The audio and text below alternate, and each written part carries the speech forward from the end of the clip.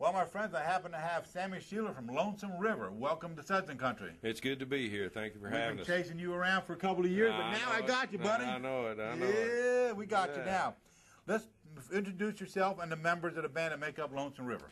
Well, I've been with the band for 18 years now, and started September of 1990 when the band was Tim Austin, Dan Tominski, and Ronnie Bowman.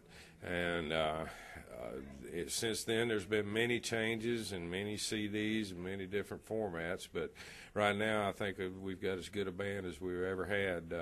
Brandon Rickman, he was with me for about 5 years, took about a year and a half off. He's back with the band now.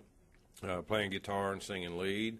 Mike Hartgrove on fiddle, who was with us for a while, left, and now he's back. And got a gentleman by the name of Andy Ball, who's a great mandolin player, tenor singer, comes from Detroit, Michigan. And then on bass, we got Mike Anglin out of Berea, Kentucky, who's an awesome player.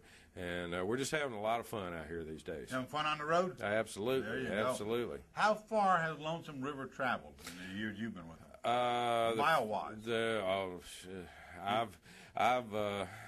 Since 1998, I've put about 700,000 miles on buses. So, it's hard to say. The farthest we've ever traveled at one time was going to Japan and doing a tour.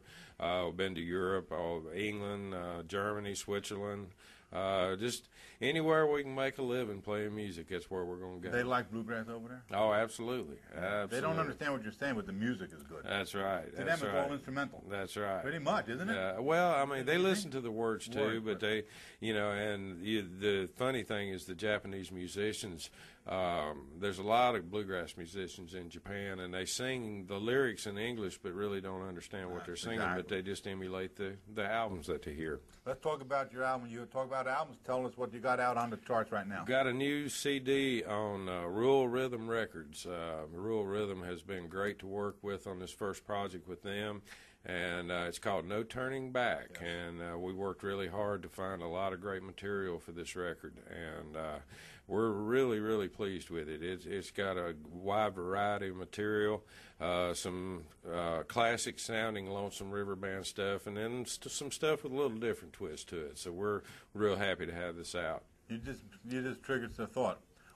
How has Lonesome River sound changed from 1990 when you came on board to what it is today, the new album out? Every time you have new personnel, you're going to have different personalities. Okay. And the sound's going to change somewhat, but we've tried to keep as close to the signature sound that we kind of developed in the early 90s.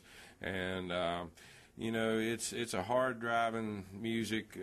It's real, basically real traditional music. It's we play the melody, we play a real straight melody and sing the melody.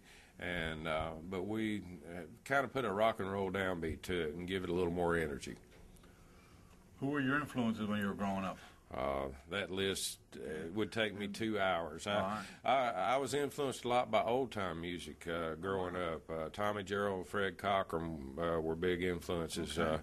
Growing up around Galax, Virginia, that's the old-time capital of the world. And so I played a lot of old-time music, and then I got turned on to some really good bluegrass of the 70s, J.D. Crowe and the New South, Boone Creek, Country Gentlemen with Bill Emerson and Doyle Lawson.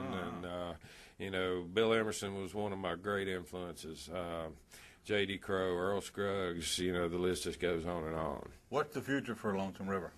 We just want to keep putting out good music, and we love being on the road and love getting to visit with all the fans. And, that's what makes bluegrass different from every other genre of music is the fact that we get out and we mingle with the fans, and we make friends with them and have a good time with them. And I've met so many great people on my 30 years on the road, and hope to be out here 30 more. I'll be pretty feeble by then, but hope to be out here another 30 doing the same thing. As long as you can hold your instruments. Oh, yeah, now, absolutely. If you had to sing a duet with the bluegrass, somebody in bluegrass, who would you want to sing it with, past and present?